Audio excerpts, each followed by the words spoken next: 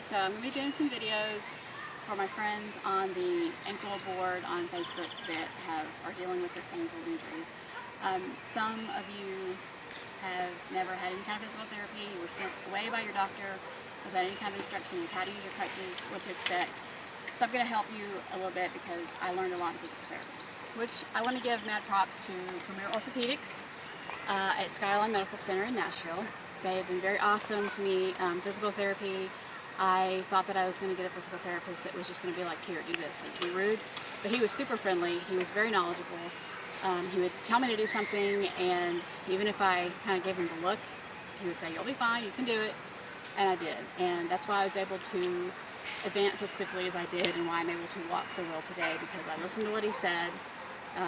Because basically you get out of physical therapy what you put into it.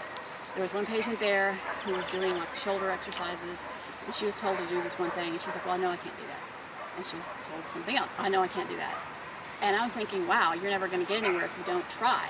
So whenever Eric gave me something, no matter how much it hurt, no matter how much I thought it was going to suck, I still did it, and that's why my range of motion is so good. Eric and his staff were excellent there. Jada, the receptionist, I mean, she was always friendly, super friendly. A lot of medical receptionists, they're always just like, hello, you get your copay and that's it. She was always, hi, how you doing? You know, she was interested in how you were doing. She remembered that I preferred afternoon appointments because I didn't like getting up early, and she would always try to schedule me for the afternoon. Eric, he was just awesome. I mean, he made me feel really comfortable. I didn't feel like awkward and like, oh, what if I do something wrong? He would always answer my questions. If I'd say, why is this like this? He would explain, sometimes draw drawings, and explain to me exactly what was going on. So I never had any questions. Rebecca's the other therapist. She dealt with me one day when Eric was out sick, and she jumped right in there and had me do exercises, said, hey, have you do this? Here, try this. So they were all just great, and I wouldn't be as far as I am if I hadn't been doing the physical therapy all along. So it was well worth the money. They're super friendly. I highly recommend them. So on crutches, the big thing people do wrong, and this is what I was doing in the beginning, was that they walk like this. You know, your underarms are going to hurt, your posture is going to be horrible, and it's just not going to work well. So what you want to do, and this is what Eric told me, take your 3 fingers, put them here. The crutches should be on your 3rd finger. You shouldn't have them, they shouldn't touch your underarms. You don't need to spend the money on the cushions and all that other crap, because you don't need it. All your weight should be on your wrists. And trust me, I did this a lot to try to shake out how sore it was. All your weight should be there in your arms. Your upper arms are going to get some strength, and then you just use them like that. You never should be using them like this. The only time I walked like this is if I was standing to rest for a second. You always want to stand up straight too. It helps your posture. And I know that from walking like that for so long, my posture is actually better too. You know, so you just want to take your step, put your forward like that, or like that. Now, it's a little more tricky if you're only using one leg. I was on a walker at the time, so I never had that, so I actually was putting weight on it. That's basically what you do, is just put these crutches first, like that, like that. Stand up straight. And I know how many times I heard Eric say, before I was even walking on crutches, I hear him tell people, now, I know it's hard, I want you to, stand up straight. And when he was telling me how to use crutches, he's like, stand up straight. And, he said, if you have sores under your arms, I'll know you're doing it wrong.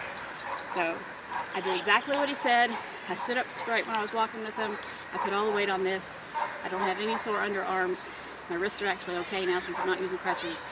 But definitely it will be a lot more stable. Because if you try walking around like this all the time, your back's going to hurt. It's going to hurt a lot. Your underarms are going to hurt. And it's just not going to be a good experience. So you just want to make sure, if you have to shake your wrists out, do that. My upper arms are so much stronger now because of having to put all my weight on it. And like I said, if I'm stopping to talk to somebody or I'm resting in line or something, I would rest like that. But then I would be back up like this walking. And so that's just what you want to do when you do crutches. So yeah, don't spend money on the cushions and all that junk on this because you're just wasting money. You shouldn't have to use that. That's all I got to say about crutches. Thanks. Okay, so some of you are having trouble with the walker. When I was using it, I was actually on one foot hopping around, and it was not fun. My right leg and my hip would be fully sore. So if you have to be using walkers in that situation, you want to stop and rest a little bit. So one of my big fears when I got this walker, I was not given any kind of instruction. It was, here's the walker go.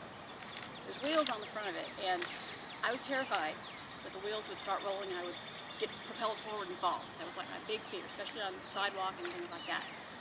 But I realized that really wasn't the case. They're actually helping kind of roll along. And sometimes I would actually roll them along as I was walking. I was afraid that it wouldn't be able to hold me up, that I was too heavy for it, but Eric actually showed me. He actually used all his weight and balanced himself up. So they can hold a lot more than you think they would. And I see little old ladies in the store now walking with them. I was like, I don't know how they do it. I was always afraid. I'm like, I'm going to fall and break my neck, you know, but it was not the case. These are very sturdy. I think they hold up to like 300 pounds, so not a problem. So really isn't anything special. Just when you walk with it, put it ahead of you, take your step, that. So it's just getting used to it. And I know it's a little scarier going up steps and sidewalks, because Travis can tell you that every time I had to go up a little step or a sidewalk at a restaurant or something, I was always terrified. I'm going to fall, and I would sit up there, and then it would take me minutes to get my courage up. But once you practice it with it a little bit, getting used to it, and realize that it is sturdy and that it's not going to fall, and the wheels aren't going to roll out from under you, you should be okay. Just hang on to it, and yeah, your arms are going to get sore, but you also want to stand up straight with it. Don't walk like this, because your back will start hurting. That's really all I have about Walker. If you have any other questions, let me know. Okay, so I've mentioned several times on the group that Eric told me not to limp. Some of you were like, what are you talking about? You know?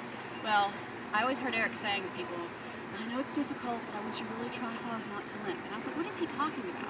But I figured out that there's certain things I was doing that was making me limp, and now that I'm actually paying more attention to why I'm limping, I understand what I was doing wrong.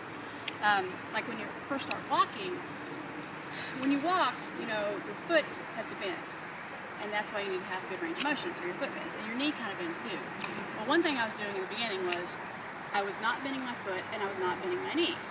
I was taking a step, and then I'd swing the leg forward. Why was I doing that? Because when I was on crutches, I was in the boot. My foot didn't bend, so I would just swing my leg forward to go with crutches. So that's what I was continuing to do when I was walking. Because I know one time I went in for physical therapy, Eric was like, why am I not seeing your knee bend when you walk?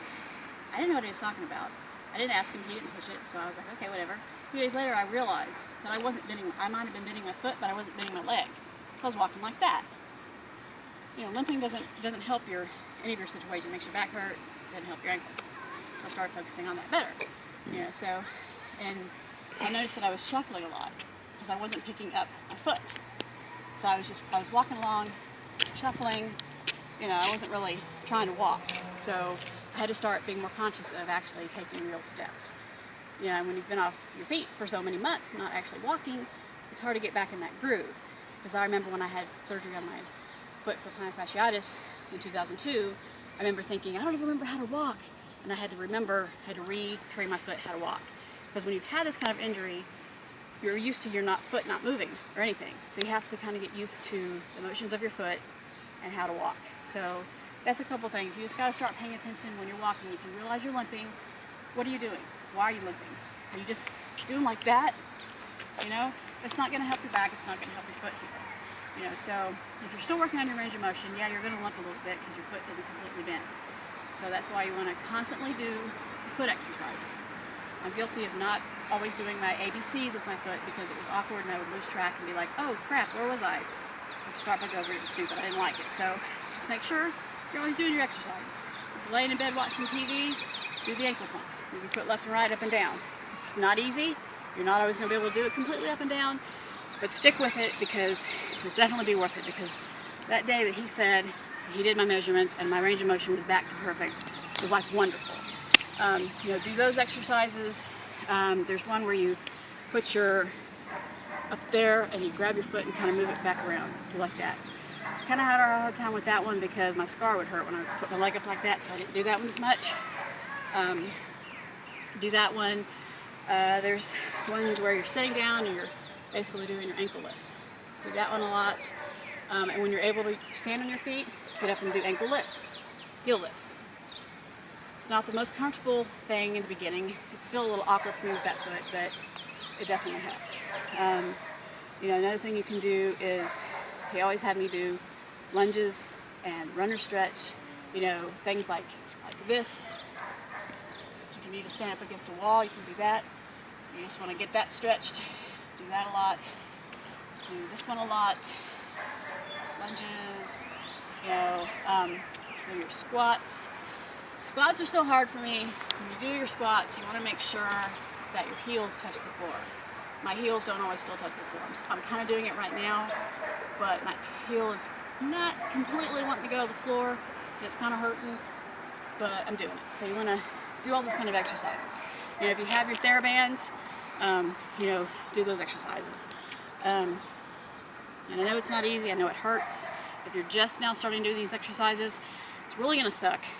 Ankle's going to be stiff. It's going to hurt. You're going to want to scream. But you got to keep it up because I always did those things. My range of motion is good, and I'm back out walking. I'm up to about half a mile now, which for me is just completely wonderful. So if you have the tools, if you get them online, if any of your friends have shown you from the group, whatever, do the stretches. I promise you it will help. It may suck, but do it, and I'm telling you, you'll love it. It'll be awesome.